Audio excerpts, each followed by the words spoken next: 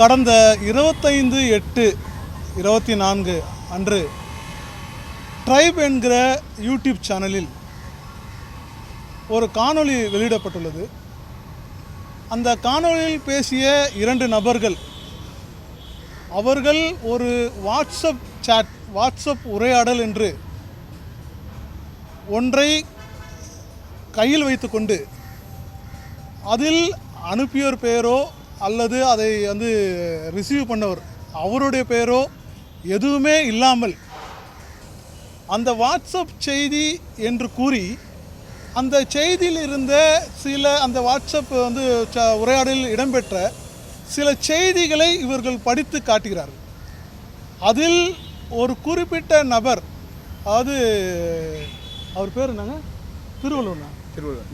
நாகை திருவள்ளுவன் என்கிற ஒரு நபர், அவர் மீது அவர் உயிருக்கு ஆபத்து, அவரை சில பேர் திட்டமிட்டு தாக்க முயற்சி பண்ணுறாங்க, இதற்கு இன்னார் உதவியாக இருக்காங்க அப்படின்னு சொல்லி சில அதில் இருந்த வாட்ஸ்அப் உரையாடல் என்று சொல்லி இவர்களே அதை வைத்து படிக்கிறார்கள். அப்படி படிக்கும்போது மிக போலியாக விஷமத்தனத்தோடு வன்மத்தோடு நாம் தமிழர் கட்சியும் அதனுடைய தலைமை ஒருங்கிணைப்பாளர் அண்ணன் சீமான் அவர்களையும் அந்த செய்தியிலே சம்பந்தப்படுத்தி அவர்கள் இருவருமே இந்த செய்தியில் சொல்லப்பட்ட சங்கதிகளுக்கு அவர்களுக்கும் தொடர்பு உள்ளது என்பது போல் தொடர்ந்து அந்த காணொளி கிட்டத்தட்ட ஒரு 15 நிமிடத்துக்கு மேல் ஓடக்கூடிய அந்த காணொளி அந்த 2 நபர்களும் மிக அவதூறாகவும் ஆபாசமாகவும் அருவருக்கத்தக்க வகையிலும் ஒரு பொய்யான தகவலை பொதுமக்களிடையே பரப்ப வேண்டிய நோக்கத்தோடு பேசி அந்த காணொளி வெளியிடப்பட்டுள்ளது.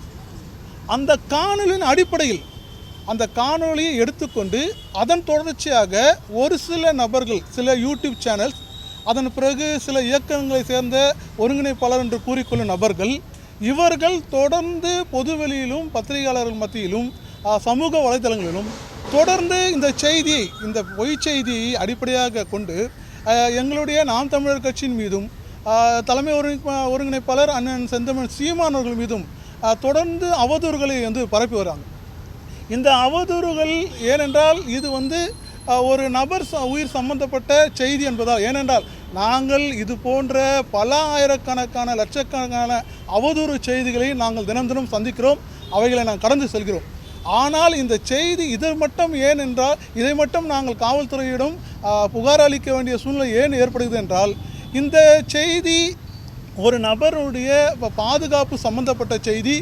நாளை அவருக்கு எதுவும் வேறு ஏதேனும் சம்பவம் நடந்தாலும் அது வீணாக திசை திருப்பப்படும் என்பது அந்த ஒரு காரணத்துக்காகத்தான் இன்றைய தினம் நாங்கள் காவல்துறை அலுவலகத்திலே புகார் மனு கொடுத்திருக்கிறோம். குறிப்பிட்ட அந்த போலி செய்திகளை வெளியிட்ட பரப்பி வரும் நபர்கள் மீது உடனடியாக வழக்கு பதிவு செய்து நடவடிக்கை எடுக்கப்பட வேண்டும்.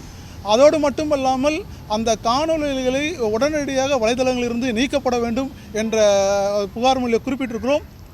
அதை பொறுமையாக கேட்ட காவல்துறை உயரதிகாரி அவர்கள் இது குறித்து கண்டிப்பாக நாங்கள் நடவடிக்கை எடுப்போம், இதை நாங்கள் கண்டிப்பாக விசாரிப்போம், தக்க நடவடிக்கை எடுக்கப்படும் என்று உறுதியளித்திருக்கிறார்.